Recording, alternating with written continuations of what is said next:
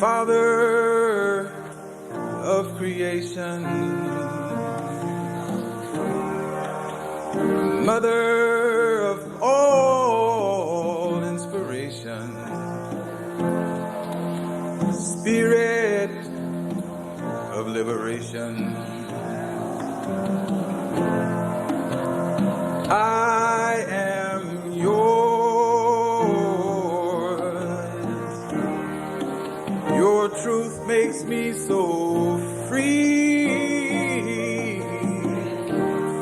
My heart belongs to thee.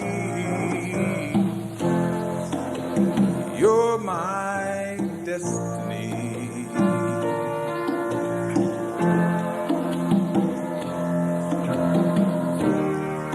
My life was once a prison,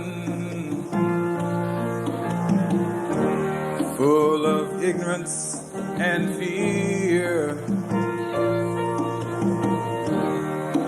Traducers blinded my eyes. No truth reached my ears. But somehow I learned the story,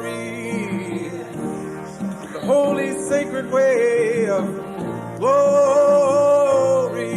Then the chains fell away from me. Your truth makes me so free. I'm yours. Father of creation,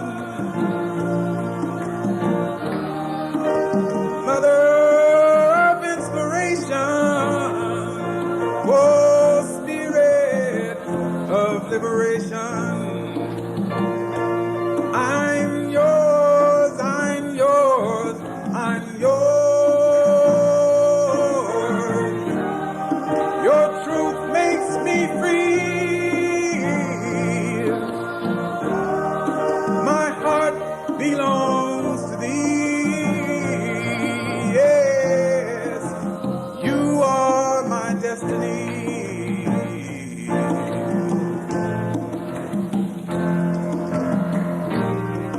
The way may not be easy.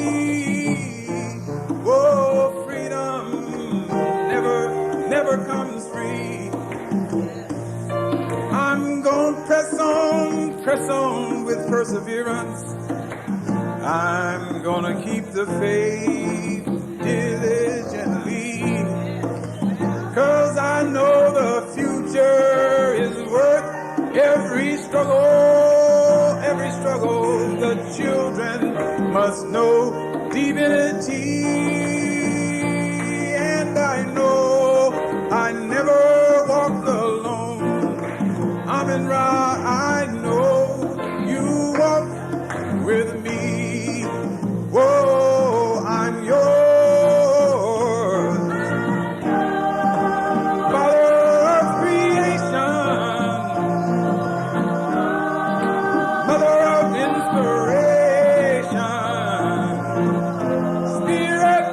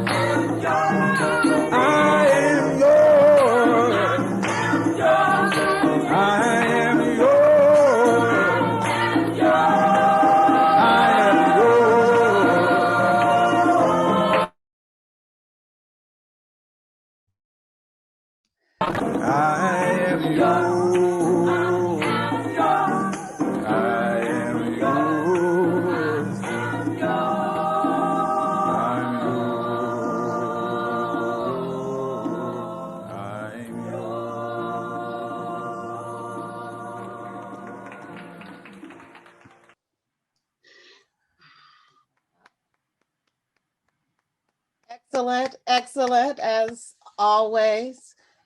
Every week, Brother Jeff comes out and he outdoes himself once again. Thank you for that beautiful song, Minister Makalisi.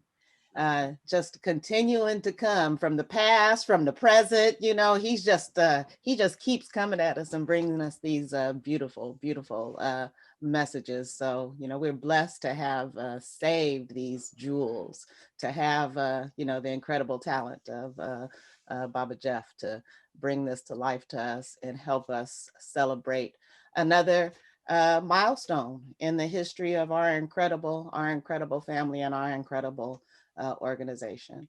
So Grand Rising, Anka Jobsnet, welcome family. This is our 1 year of Zoom. I kind of paused to call it a celebration of a year of Zoom because, you know, it's only because of this terrible pandemic that we're in this situation. But we have to celebrate the outcomes. We have to celebrate the situations that we find ourselves in. All things don't start out looking like what you think they're going to be. And we really didn't know what we were looking at a year ago. We were all stepping into something brand new. We were all doing things that we weren't sure if we could do them. You know, we're living in a technological world, but I don't know about you, but for me, it was a little daunting when I realized that everything that I did, including teaching kindergarten, was going to be online. Um, but we stepped up. You know, we have a very diverse in age population. We have some elders in our community. Some of you elders, you really had to step up. You weren't real familiar, but you found a way, you stepped it up, you learned, you figured it out, and you guys are all here and we're all here together. And it's such a beautiful thing to now be able to have one single beautiful screen that I could flip through and I can see all of your beautiful faces. And I have not missed being in communication with any of you due to this pandemic. So like we have always done throughout time, we find ourselves and often unfortunate situations, and then we make the best out of them. So thank you, family, for being here with me. Thank you for allowing me to be a part of your family. Thank you for being here today to celebrate 1 year of Zoom service. We'll see what the year brings, but today we are here together. It's our 1 year anniversary, and we are also celebrating our youth today. So the youth is what will bring us forward. That's who's going to carry us. That's who's going to continue this legacy for the next 40 years. And so today's service is dedicated to our youth. And we will have a word from Brother Kaba today. We'll now have our affirmation. Joining us today for affirmation is Sister Rana and Baba Malik.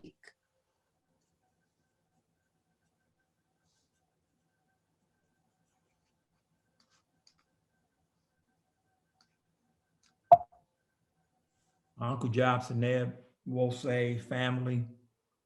Our community affirmation gives us the opportunity to reaffirm what we believe and what we practice.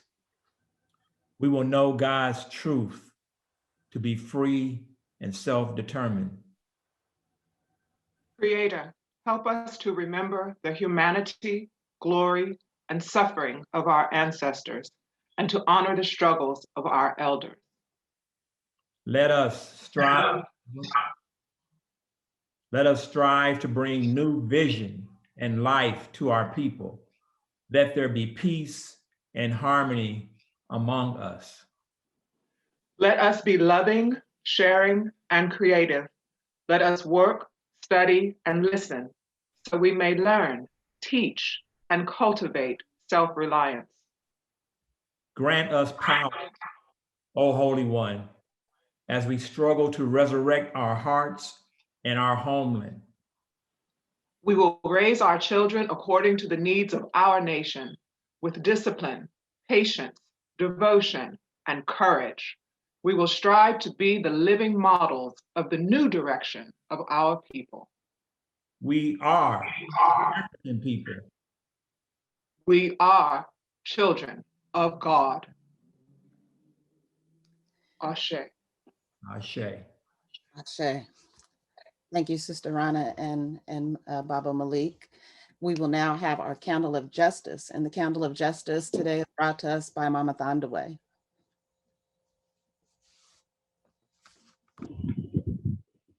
Thank you, family. May I have the permission from elders to continue? Ashe, continue, please.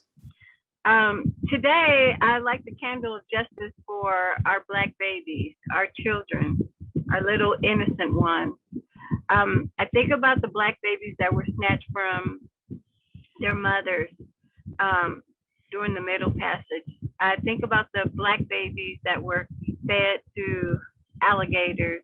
I think about the Black babies were gathered and dismembered for whatever reason, for entertainment. I think about our children that are in the educational system that are demeaned and humiliated. I think about how they are pushed aside, how they're labeled. I think about our Black children that are incarcerated just because. My son, Balandemu, asked me a few days ago, did I hear about the 6-year-old that was arrested for picking tulips? And I said, no, I didn't hear about that. So I did a little research, and I think about that little 6-year-old. There's conflicted stories that this is a story from the past, a case from the past. And I read articles that were posted just a couple of weeks ago. So whatever the case, whether it was a story from the past or the present, it's just unacceptable. It's unbelievable. So this North Carolina officers arrested a 6-year-old boy picking tulips near a bus stop. The The aftermath of this flower picking incident shows racism can blossom at any time.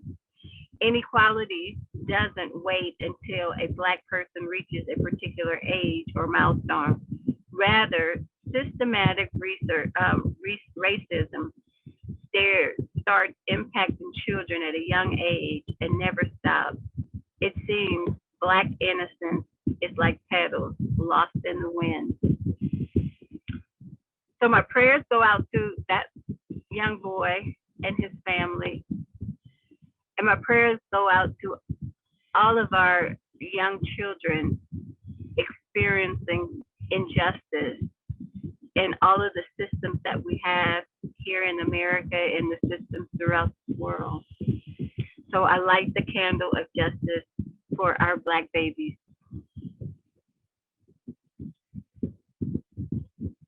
Ashe. Thank you, Mama Thondaway. Those are some beautiful words about our babies, and appropriate on a day where we're celebrating youth in particular today. It's unfortunate that we have to have that reflection of youth, but it's a part of what we have to deal with in our reality. So thank you for lighting that candle of justice for the babies. Now we will be blessed with our very own Sounds of Ma'at. Good morning, Well Say family. I just want to say that this particular service is super duper duper inspiring. Every week I get more amazed at the power that this community has, the love that this community has, and that this community is such a vehicle for healing. Our first selection today is going to have a little humor, hopefully a little inspiration, and get you moving and singing along a little bit. And then later on, we'll have something else that is of a whole different vibe that is so beautiful. These are both hot off the press. This one's a work in progress. Hope you guys enjoy it. I'm going to try and get this sound sharing together because, you know, I'm one of those people, I can't talk and do stuff at the same time, right? Okay. Yes, ma'am. Okay, here you go, fam. What just happened? Huh?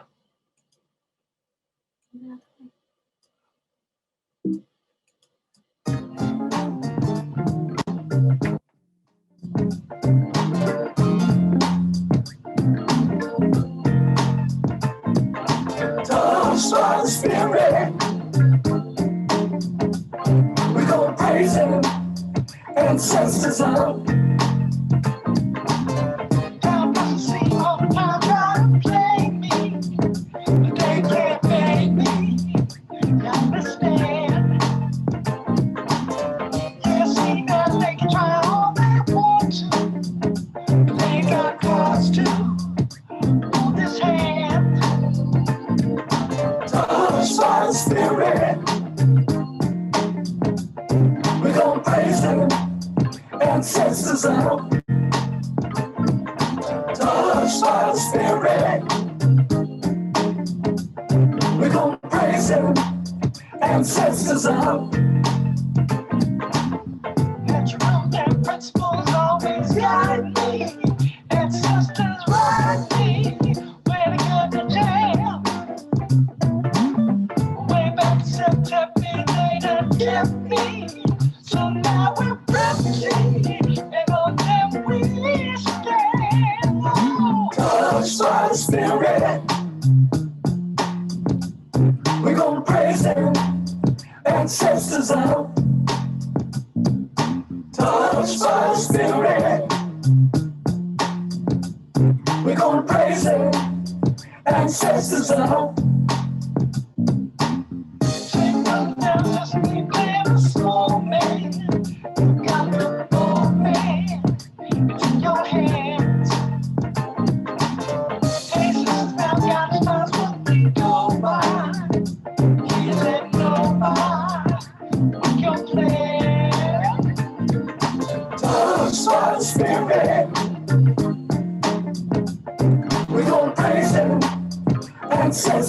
up. Touched by the Spirit. We're gonna praise Him. Ancestors up. That's root and principles always guide me. Ancestors guide me. Where to get the jam. Way back simply they done kept me. So now we're pushing and on them we stand.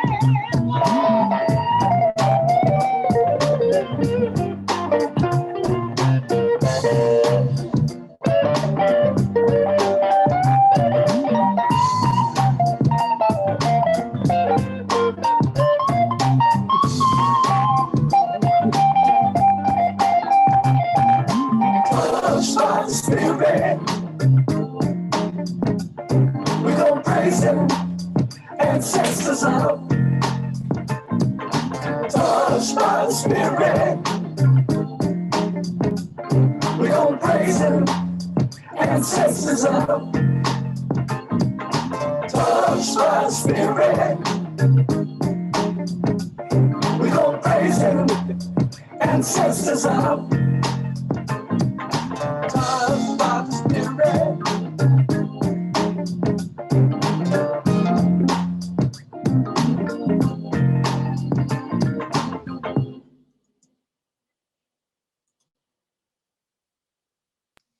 Yes, touched by the Spirit. No, And I'm touched by, yeah, and I was gonna say, I'm touched by the child of the people that are touched by the Spirit. Hey, baby Sankara.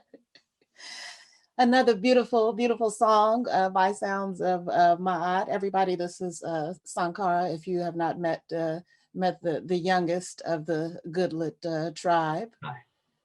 Jeremiah is not with us today, but that's the youngest of the tribe there. All Yeah, right. I'm here. I'm here. I'm right here. What's that, Jeremiah? There he is. There he is. What is off camera?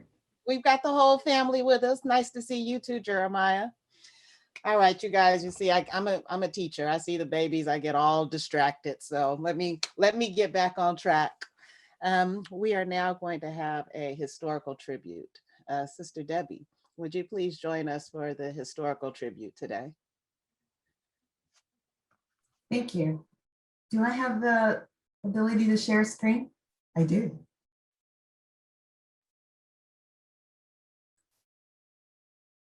So I hope you can see my screen. So is everybody good? Can you all see my screen?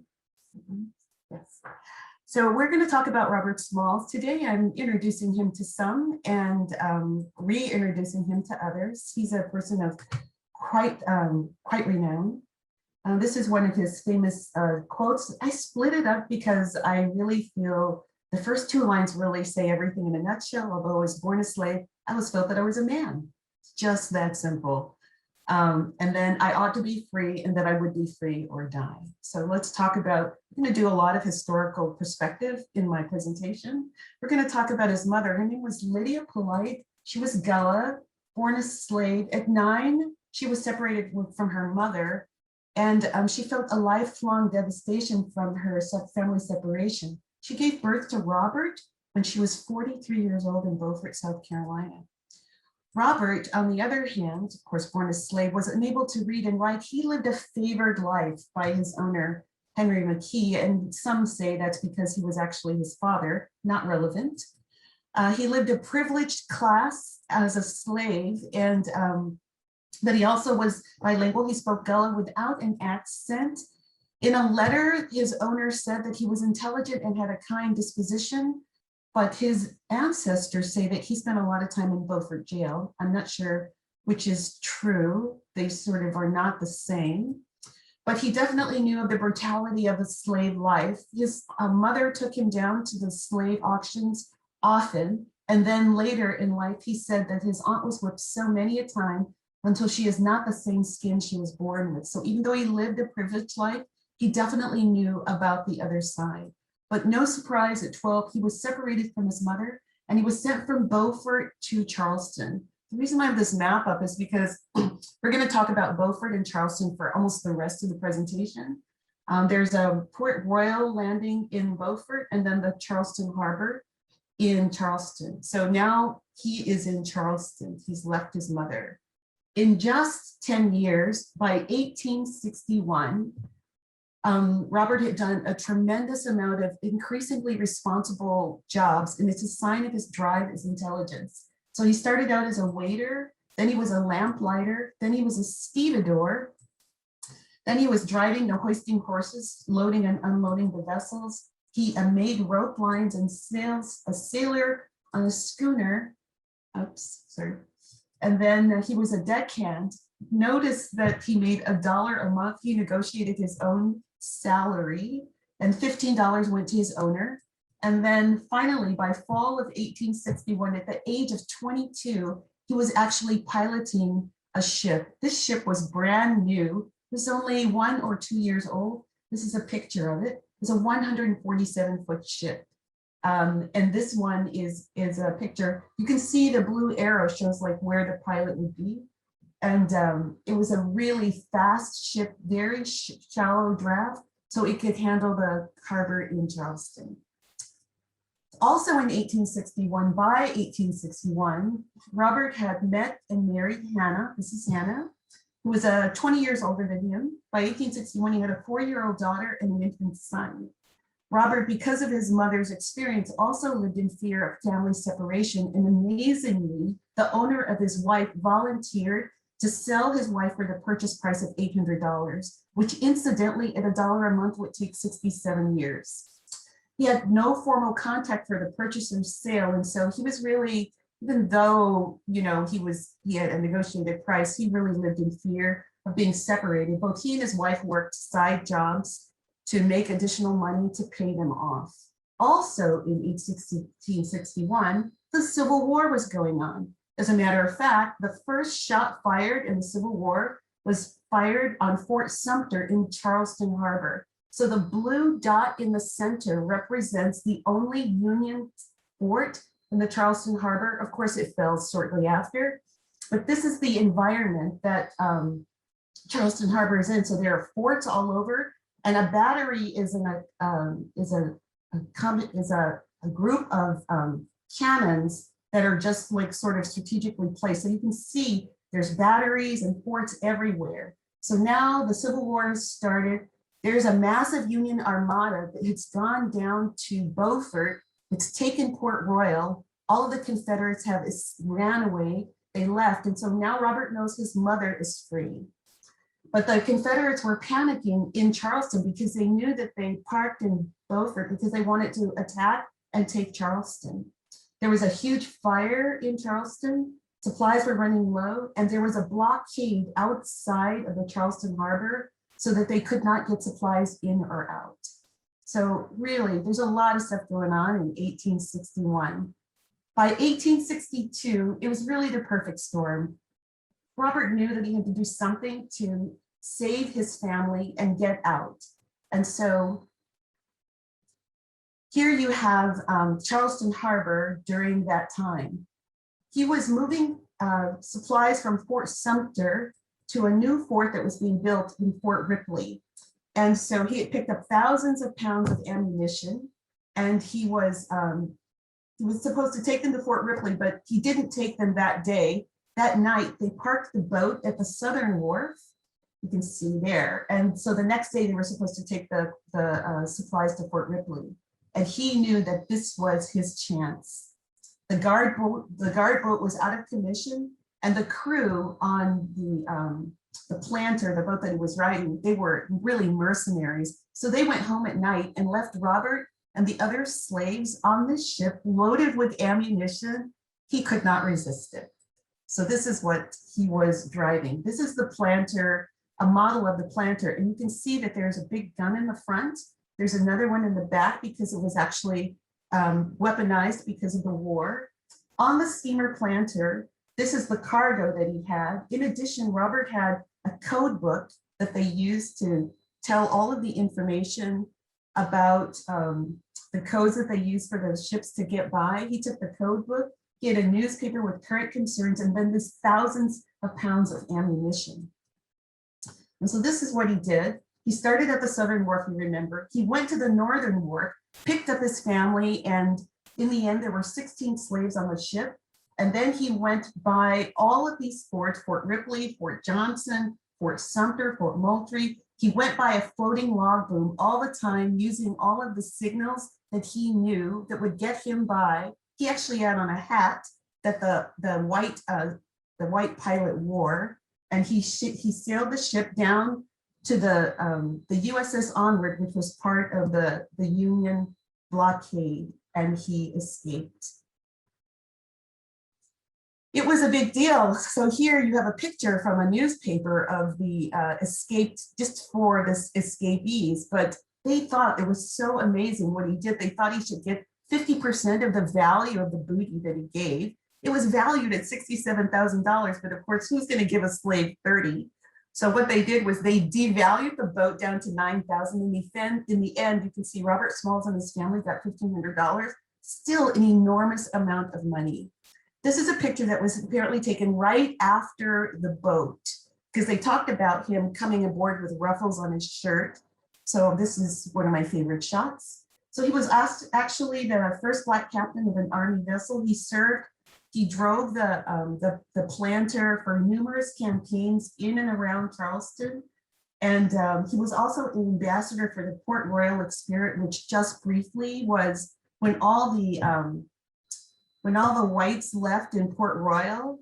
They gave the land to the slaves, because of course, somebody's going to have to manage those farms. But in the end, frankly, when the whites came back, they took it away. But he was an ambassador for the Port Royal experiment when it was still alive. He was able to buy the home that he'd been a slave in. This is a beautiful home.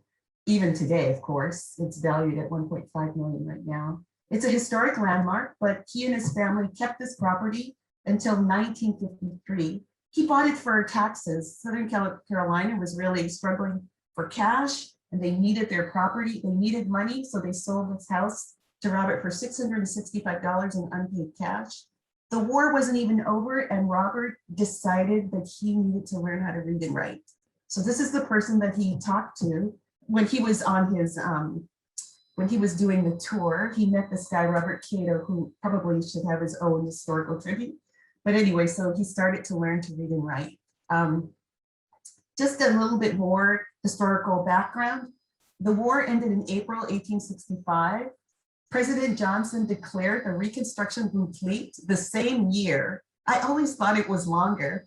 So literally just a few months later, they said that the Reconstruction was complete, and they enacted the Black Codes the same month. So they enacted them in many places. Mississippi first. They enacted them in Southern Carolina in December 1865. And so these are all of the things that he still had to deal with as he became a US congressman. He was a US congressman for 5 terms. He also participated in the civilian militia, and he was a major general. And then his last job that he had was a US Customs collector for the Port of Beaufort.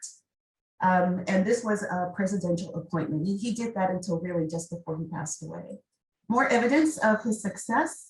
This is he started many of these things while the war was going on. He started a school for African-American children, co-founder of the Enterprise Railroad Company, and he had an interest in the Beaufort Railroad Company, Manufacturing and Improvement Company.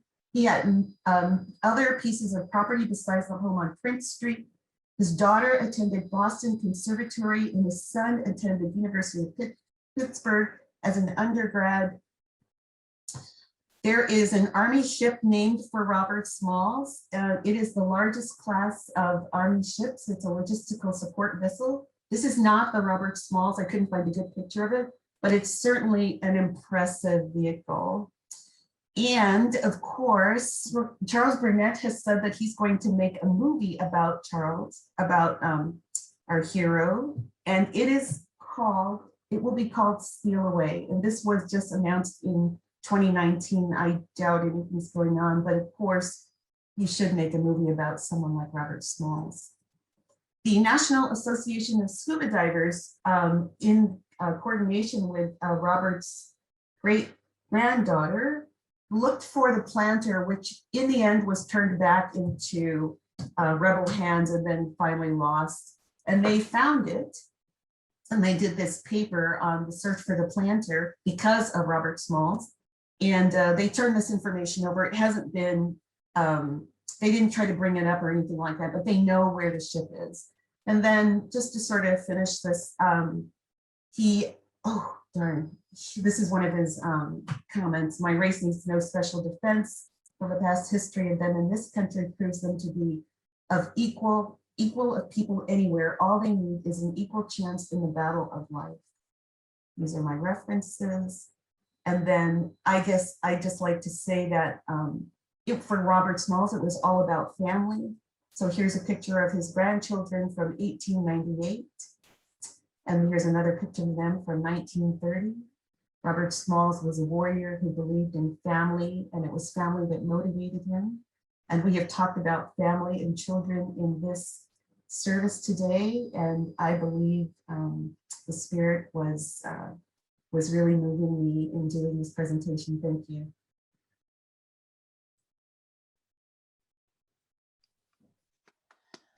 Wow, what a thorough presentation of Robert Smalls. And very well done.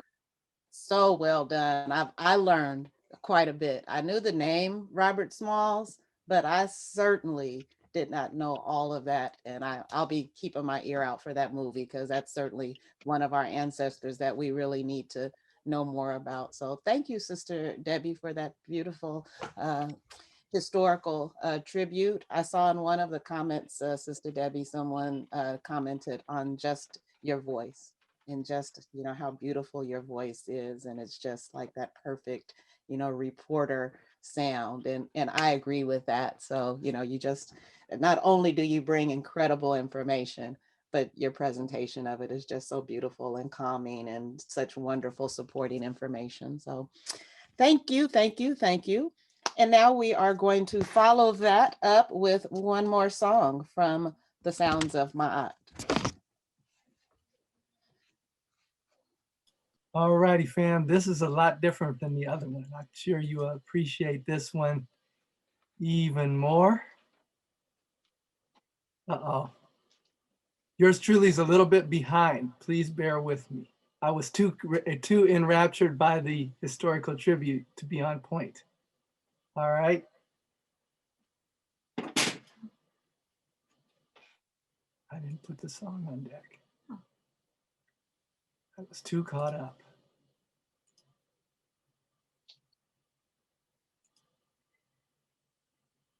This song features the beautiful songstress Latrice Love. I'll take it as Latrice Love Goodnight. I'll claim that. All right, here you go, fam.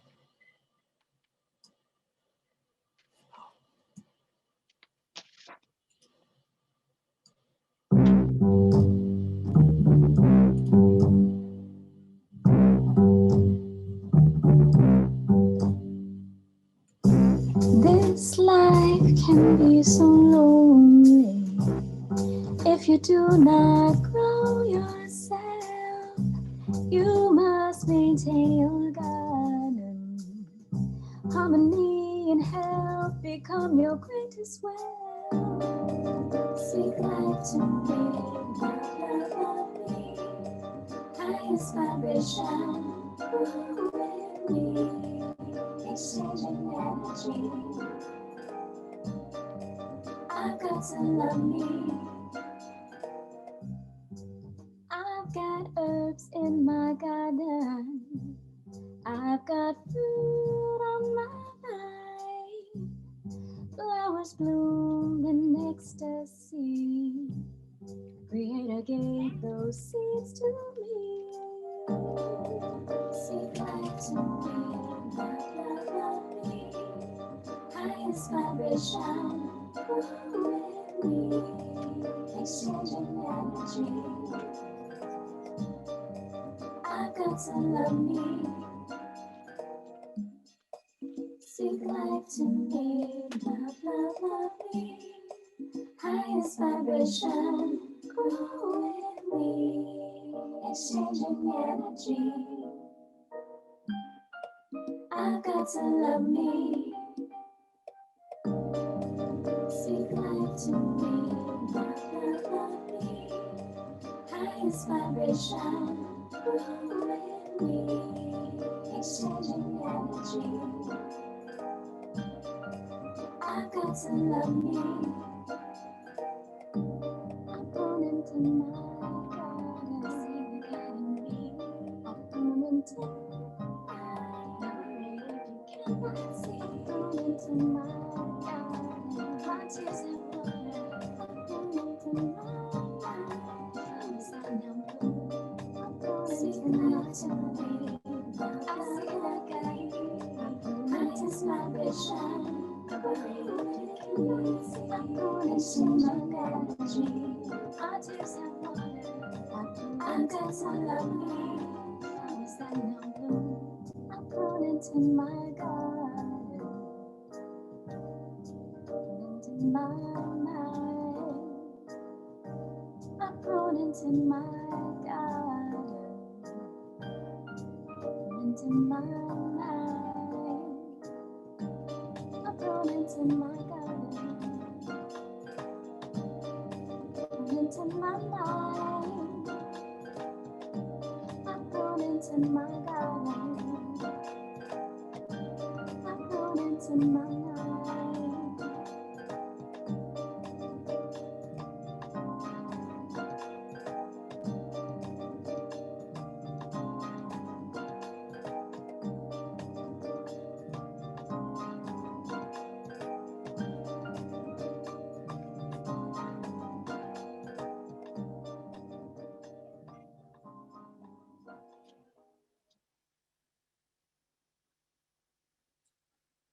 Thank you.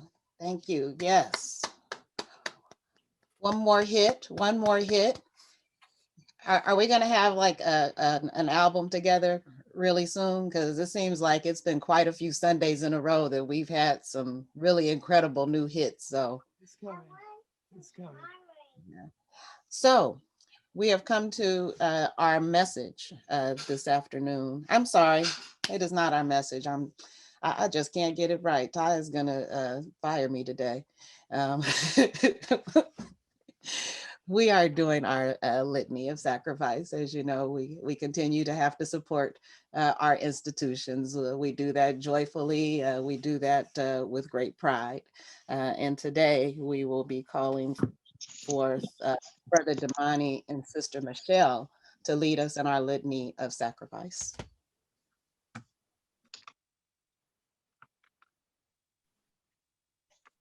All right, we come to the part of our service where we can collectively participate in making sure our spiritual communities, Wose, Oakland, and Sacramento, have the resources it needs to pay its bills, keep the lights on, and carry out its mission.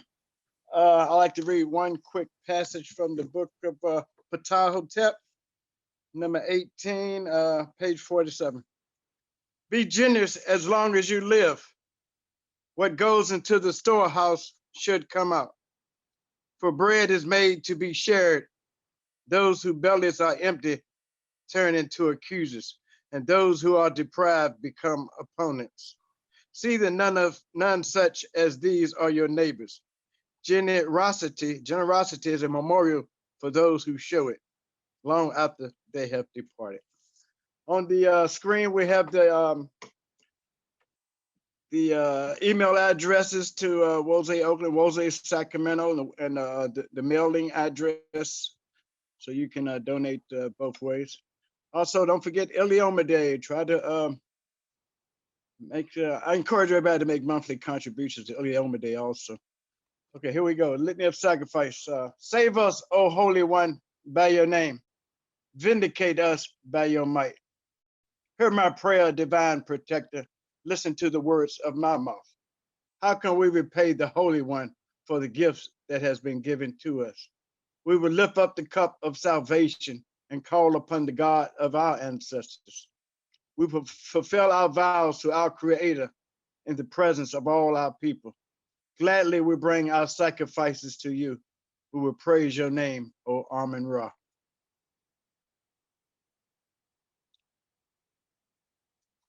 Emoja, unity. We should strive to maintain unity in the family, community, nation, and race. Kujichagulia, self-determination. We shall define, name, create, and speak for ourselves. Ujima, collective work and responsibility. We should build and maintain our communities together. Our brothers and sisters' problems shall be ours to solve together.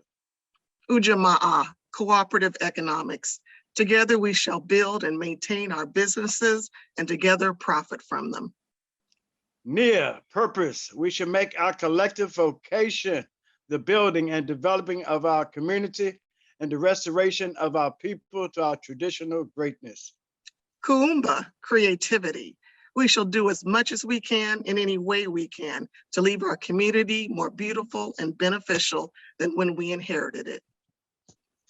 Imani, faith. We will believe with all our hearts in our God, our people. And in the the righteousness and victory of our victory struggle. of our struggle. May you bow your heads in prayer.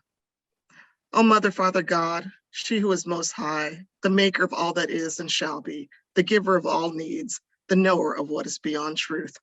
Bless this space as you hear our prayers, deepen our meditation, and join in our souls. Bless us as we give in love, money, and humility, for it is not the size of our gift, but our desire in our hearts that is large. Bless us as we support the Wose Stone, Brick, and Steel Houses of Community. Bless the Wose community that makes worship time together so possible through the hands of so many. O Amun Ra, I give thanks and praise to you for bringing those who give their gifts this Sunday, and for those that give not always on a Sunday, but as the need arises, giving money or time or expertise in things like learning Zoom, creating and manipulating the MP3s and videos that enhance our understanding, and purchasing software and equipment that make our Sunday services so seamless. I thank you, Amun Ra, for those that capture your spirit and sing from their soul and bring that music to us. I thank you, Amun Ra, for the ministers, the teachers, elders who speak with their spirit, showing us the path of Ma'at. I thank you, Amun Ra, for those who searched and researched the art, writings, and achievements of our African people in the diaspora and at home, and then share that knowledge with us each Sunday in worship, on Tuesdays in training, Wednesdays celebrating Black knowledge and experience, in calls, cards, texts to us. For their giving shows a mighty love for all of us, a love that comes through you, Amun Ra. Thank you, Most High, for allowing us to give salutation in this giving, to show each one has a place to give, for allowing each of us to feel the blessings of giving. But I do ask, I pray, Amun Ra, please bring us closer. Allow us to share more with each other. Show us we have a daily space for prayer and meditation as we bring forth the way. Allow us to see in others as we have learned to see into ourselves. And in that giving to them, to Wose, is giving to you, O Amun Ra. For in your wisdom, these gifts that we give multiply as a force to fuel our struggle as the most beautiful and the original people on the face of this earth. Ashe, Amen, Ashe. Oh, sure. Thank you. Beautiful, beautiful prayer.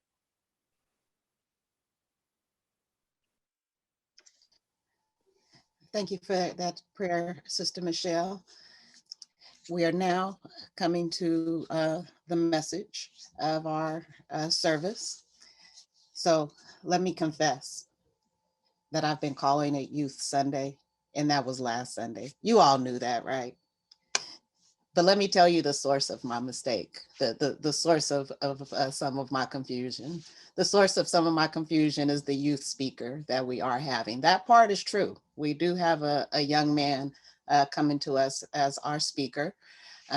He is a young man that I have not heard present to us, but I'm sure embodies much of the best that Wose has to offer. You know, as a parent, one of the things that I always want, one of the things that I desire and I pray for is that the good things that I have shown and that I have tried to instill into my children, that they show those things, that they exemplify those things to the world, and that they utilize those gifts as a source of good. This is our youth speaker is Kaba Alkebulan. Let me correct myself. our youth speaker is Dr. Kaba Alkebulan, and he is Minister Imhotep's son. He has also just recently graduated from medical school. So I'm not sure what topic that he is going to bring, but I'm just excited when we bring our children up and they go off into the world, and then they come on full circle and they come on back home and they're able to bring those gifts and educate us. That's what this whole life is all about. So I'm just pleased to introduce to you Dr. Kaba Alkebulan.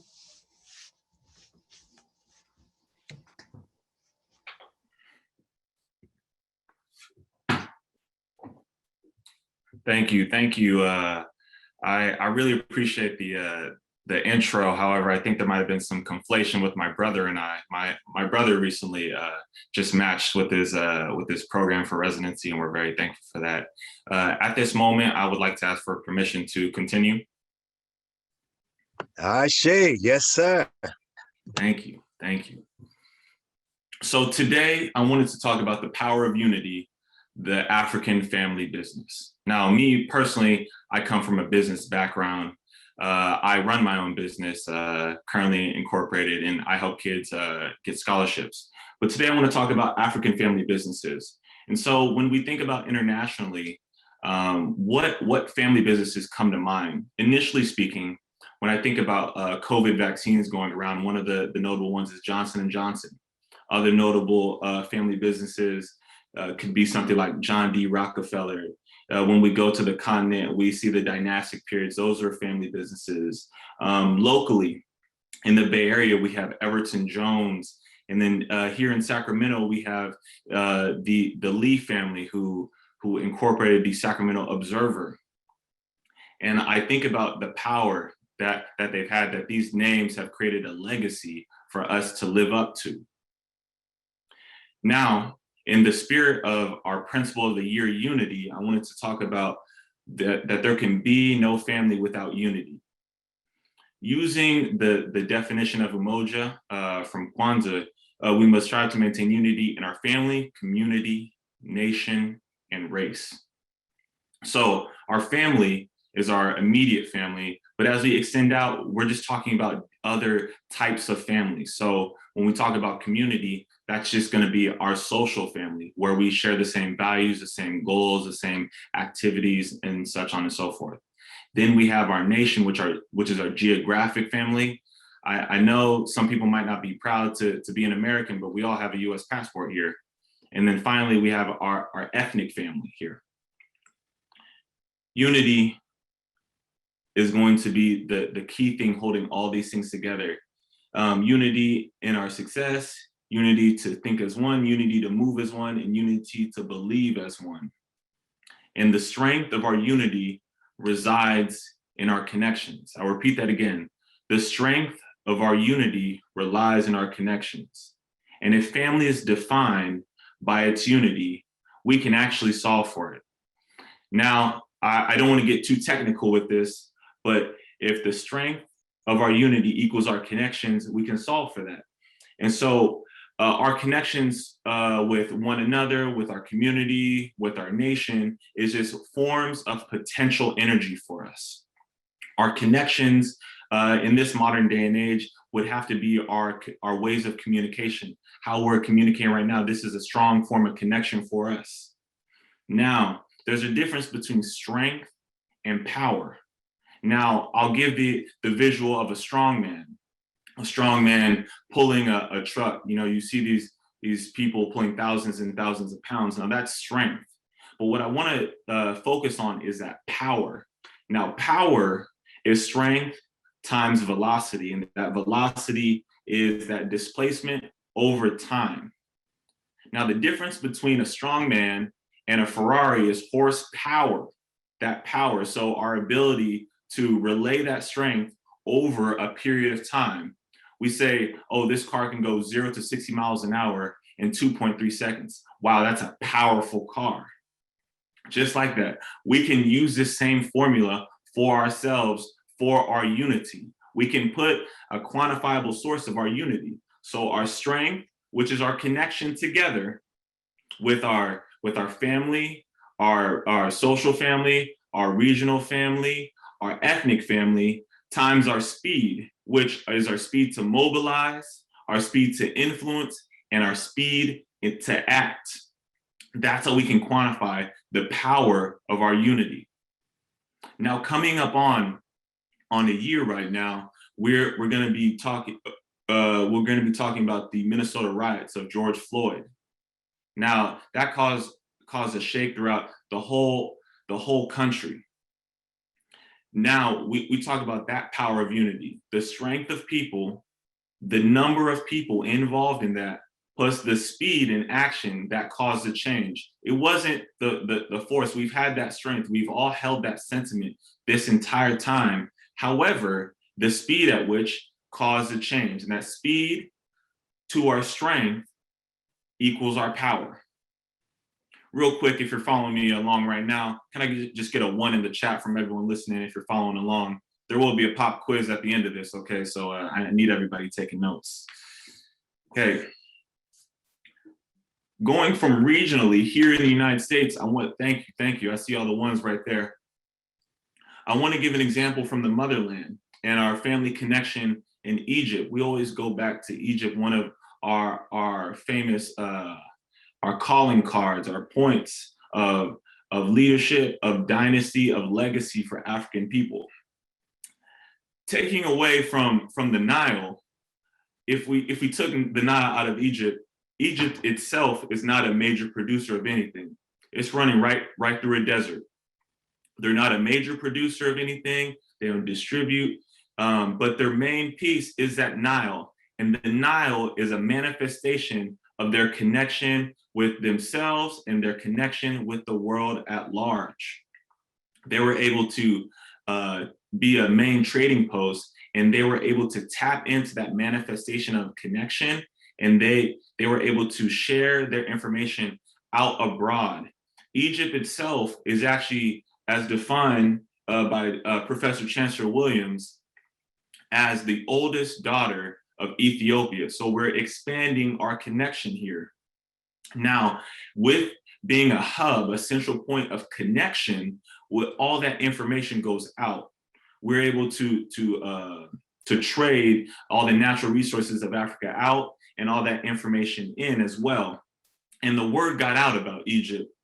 And once the connection got out, people wanted to come in, and that started to cause some division that broke into our unity. And then there's arguments about brown Mediterraneans, black Mediterraneans, mulattoes, Caucasoids, white Asians, Moors, all around this whole area, when actually we're a part of that same unity. And that disunity is what brought us to our demise. I want to take an excerpt from our book today, The Destruction of Black Civilization. If you have yours, I'll give you a moment to open it up, but I'm on page 274 in my version, and it's in the last of the Black Empires chapter. I'll read this piece right now. The invading immigrants then often found the already existing states as well organized with institutions as highly advanced as their own had been before the 13th century. But almost without exception, they all had one thing in common. The one thing that made each one so easy to conquer, first by Black invaders and later by white invaders, was they were small. The smaller and weaker the state, the more fiercely independent it was. The African continent presented a vast panorama of many states, at once a vast panorama of disunity and weakness. Now we see that disunity took away from our power. That disunity took away from our strength that we once had. Now, at this moment, I want to talk, we're talking a little bit far right now. We're talking in the past, we're talking about not on our continent right now. I want to bring it here stateside, okay? Now, a quick question. Who here has seen the movie, The Judas and the Black Messiah? Anybody seen that? See that movie? Oh, yeah. Great movie. I love Lakeith Stanfield and Daniel Kaluuya. But for those of you who haven't seen it, it's following Fred Hampton of the Black Panther Party. And I wanted to mention this earlier. I wanted to pour a libation for Fred Hampton. So if you feel me on that one, can we get an ashe in the chat? Can I get a quick ashe in the chat, please? Thank you. And the Black Panthers up until this point were nationwide. And Fred Hampton at the time of the origin of this movie wasn't a threat initially. The Black Panther Party was doing what they do, serving their community, providing out school programs, providing safe havens for Black people around the Chicago community. But it wasn't until he started to unify, that's when that caught wind of the FBI. So they understood that once they unify, they have that power. I didn't know this at the time, but Fred Hampton was the founder of the Rainbow Coalition, most notably known now from the Rainbow Push Coalition of Reverend Jesse Jackson. But what he did was bring together Preacher Man of the Young Patriots and Jose Jimenez of the Young Lords, and they brought together a unifying group. That's scary. We can't have that now. And as soon as that happened, we were infiltrated, not from without, but from within. And that's what led to his demise. Fast forward now to the present, what type of organizations do we have doing similar active work for Africans here in the United States? Most notably for myself, I think of Black Lives Matter, BLM coming in. And I love the sentiment of the BLM in our communities, but it is seen more as a group of solidarity rather than a group of actionable change here. There is a lot of talk and a lot of action initially when some sort of injustice happens, but in continuity, we don't have as much impact as I feel like I would like to see. I want to go to our second piece of literature, still from The Destruction of Black Civilization.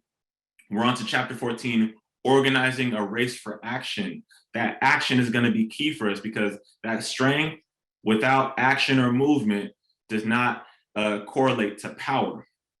I'll read this here. The picture of several thousand Black organizations, each independent and vying for leadership, is sustained substantially the same picture of fragmentation and disunity in Africa that led to the downfall of the whole race. That's on page 321. We have seen that even in earliest times, very often that was involved was that somebody wanted to be the head, was not getting there fast enough, and therefore organized his own little state. Most of them perish, picked off one by one.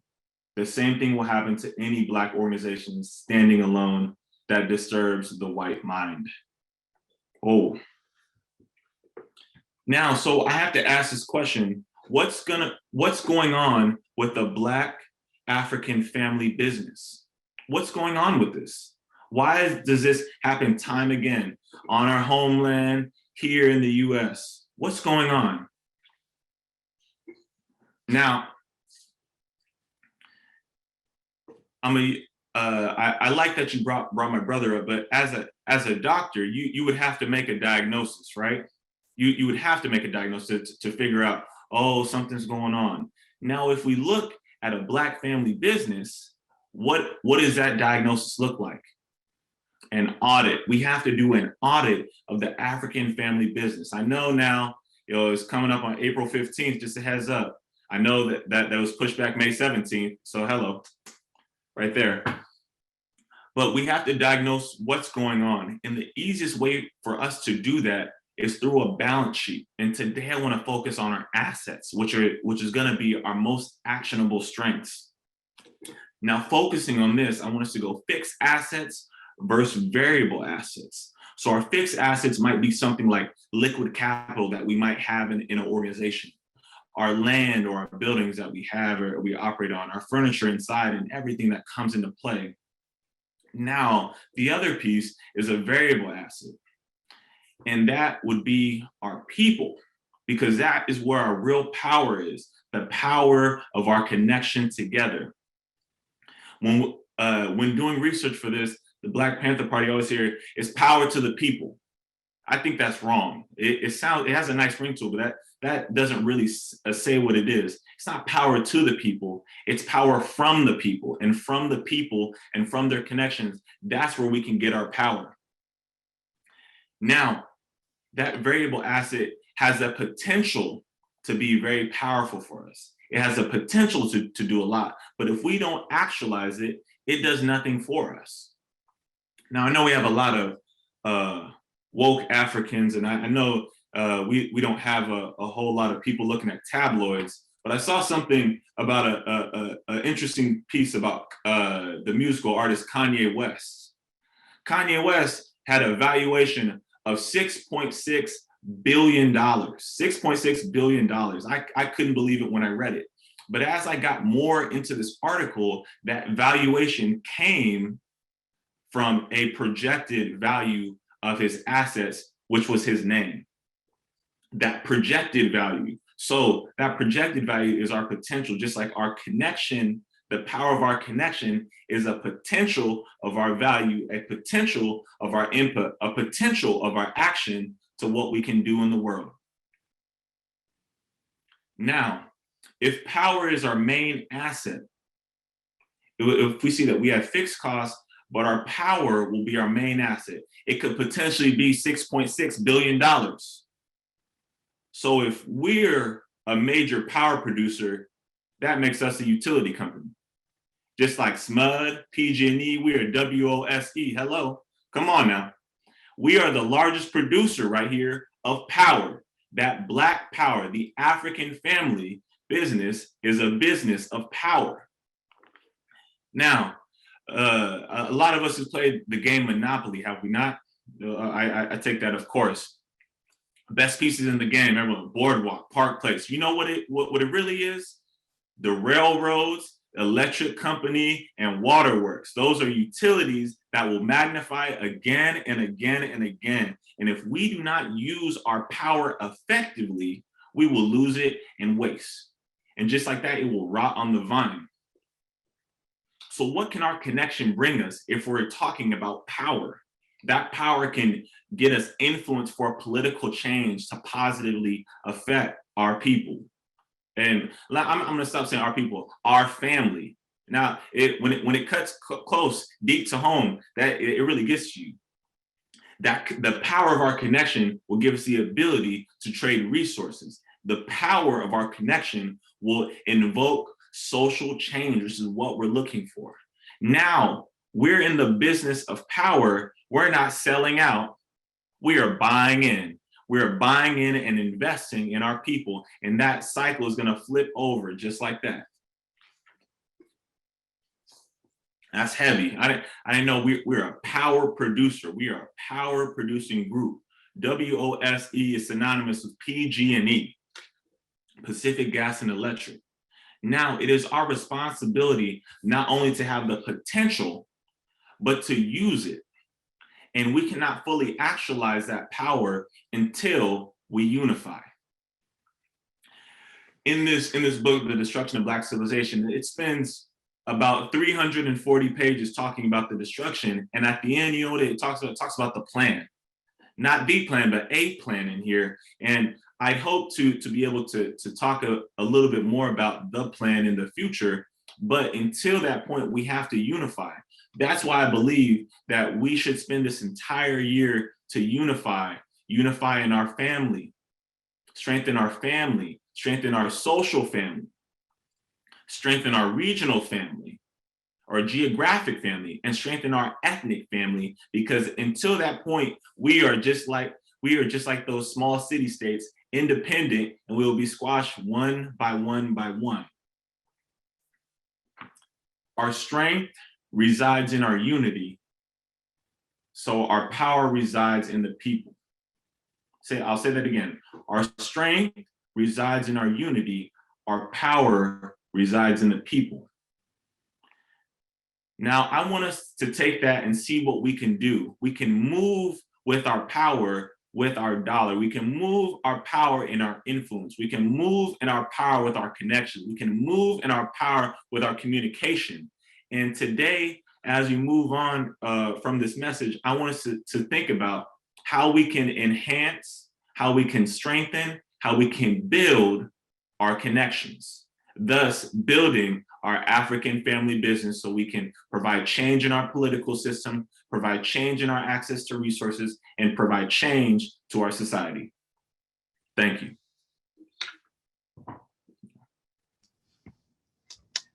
Wow. Wow, wow, Hey. fantastic. Hey, hey, Ashe. Ashe. Hey, Ashe, Ashe. Ashe, oh, Well done, Kaba. Raise that child.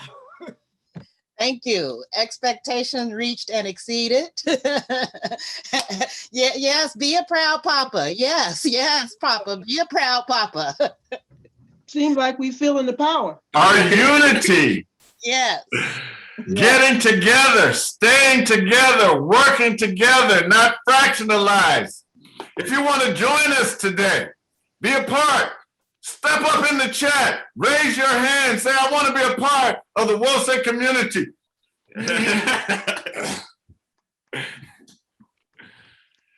Yes. Thank you, thank you. Well, There's one that would like to join us today. Is there one that would like to join us today? I just want to say that I just received a note from one of our members here in Sacramento. She heard that Wayne Chandler was going to be on, and Kaba was going to be speaking, but she's a person that helps people out in the community, and she found out that a sister had been raped, and so she went to her aid. And so as we are rejoicing, what a beautiful message that our people are suffering right now. And so that's why we need to unify. That's why we need to get together. Excellent message, excellent historical tribute, beautiful songs, beautiful prayers, beautiful candle of justice. Let's come together in unity. Our strength is in our unity. Let's see, there's people in the chat. I can't read them all. Someone said, I love the formula that was given today. Unify and actual power. The prayers helped today from a young Tirza. Beautiful, beautiful service today, sisters and brothers. We started out good. We started out, Brother Wayne told us about he told us where our third eye is in our brain. He had us connected to it, and he had us to breathe with it. We had a lot of people come on for that. And what a beautiful historical tribute about Robert Smalls today. What great information today. And so if you would like to become a part of it, this is a youth. We've heard from the Old Testament. We just heard from the New Testament. What a wonderful message today. Using our holy book, Destruction of Black Civilization. Some people think it's irrelevant. Some people ask, why are we using it? That is why, because this is a youth that's 25 and he can see the relevance in it.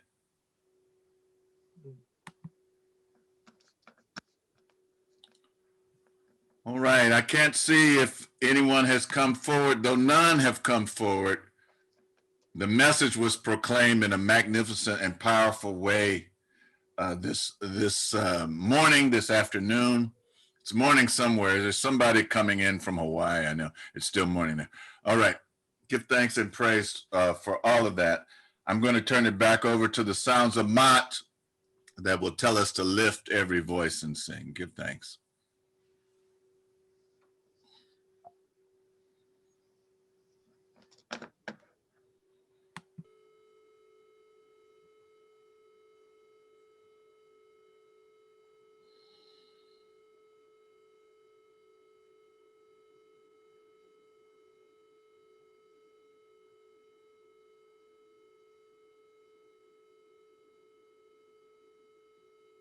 Hey, David, I think it's not playing on this end, I don't believe.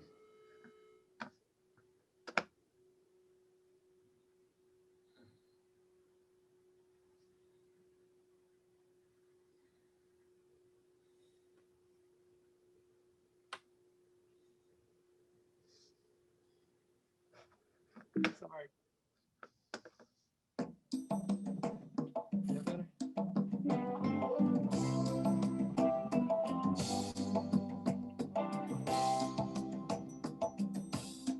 Lift every voice and sing till earth and heaven ring, ring with the harmonies of liberty. Let our rejoicing rise high as the listening skies. Let it resound loud as the rolling sea. Sing a song full of the faith that the dark past has taught us. Sing a song full of the hope that the present has brought us. Facing the rising sun of our new day begun. Let us march on till victory is won. Amen.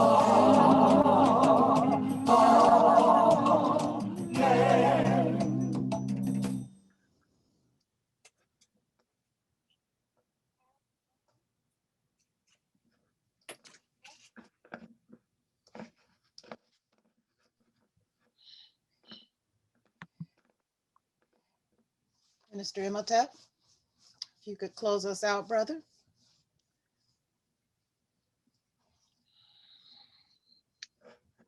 And now to them who is able to lift us up faultlessly before the throne on high. May they empower us to be one people, having one faith, one aim, one destiny, one one love, one heart, one God. Let us call upon the name of that one God as our ancestors and elders have done for countless generations, for time immemorial. Let us all say together, Amen.